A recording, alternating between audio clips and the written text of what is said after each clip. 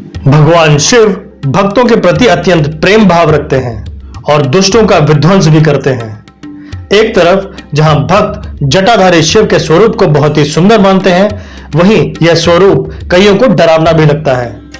यदि देखा जाए तो भगवान शिव जब कभी भक्तों पर प्रसन्न होते हैं तो उनके जीवन में सुख और समृद्धि भर देते हैं तथा स्वयं ही भक्तों की रक्षा भी करते हैं। परंतु क्या आपने सोचा है कभी महादेव का अपने ही अंश से सामना हुआ हो? एक बार महादेव को अपने ही अंश का स्वयं ही वध करना पड़ा था।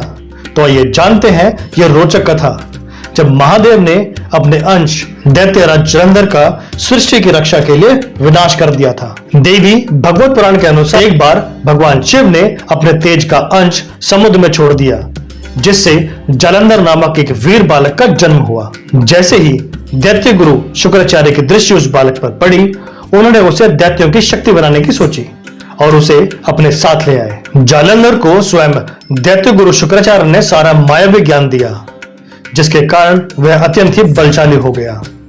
बल और छल के ज्ञान के बाद दैत्य गुरु ने उसे दैत्यों का राजा नियुक्त कर दिया और उसका विवाह वृंदा से कराया। वृंदा भगवान नारायण की बहुत बड़ी भक्त थी तथा उसी के प्रेम और पतिव्रत धर्म के कारण ही जालंधर का सामना कोई नहीं कर पाता था तथा सभी देवता उसके सामने कमजोर पड़ जाते थे।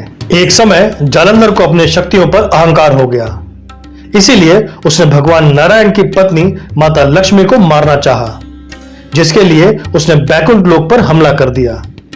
बैकुंठ में माता लक्ष्मी को देखकर उनके रूप पर मोहित हो गया, परंतु माता लक्ष्मी ने स्वयं के रक्षण के लिए उससे कहा, हे जालंधर, तुम्हारे मन में जो भी बात है उसे त्याग दो। जल से जन्म लेने के कारण हम दोनों ही बहन और भाई हैं, इसीलिए जो तुम सोच रहे हो वह कदापि संभव नहीं है।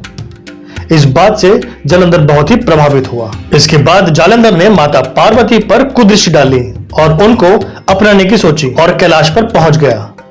उसके मन का भाव जानकर महादेव खड़े हो गए और क्रोधवश अपना त्रिशूल उठा लिया, परंतु महादेव के हर वार का प्रभाव वृंदा के पतिव्रत धर्म के कारण शून्य हो जाता था। यह देखकर भगवान नारायण ने वृंदा का पतिव्रत धर्म भंग करने के लिए जालंधर का रूप धर लिया। इधर भगवान नारायण के छल के कारण वृंदा का पतिव्रत धर्म टूट गया और उधर भगवान महादेव ने अपने त्रिशूल से जालंधर पर एक शक्तिशाली प्रहार किया, जिसके कारण जालंधर का वध हो गया। वृंदा को जब भगवान नारायण के द्वारा छल किए जाने की जानकारी हुई तो उसने भगवान नारायण को श्राप दे दिया कि हे नारायण, अब तुम पत्थर हो जाओ। इसी श्राप के कारण भगवान श्री हरि शालिग्राम रूप में तुलसी जी के चरणों में रहते हैं, क्योंकि वृंदा ने ही तुलसी रूप में जन्म लिया था।